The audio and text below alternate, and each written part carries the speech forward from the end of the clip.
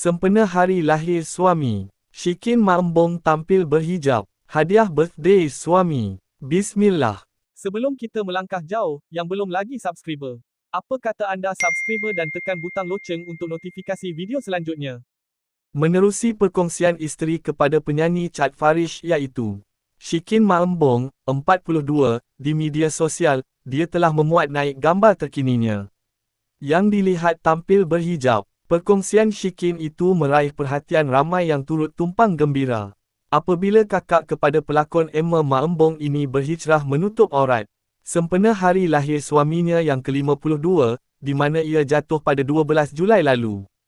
Hadiah birthday suami, agak-agak abang, Chad Farish suka tak?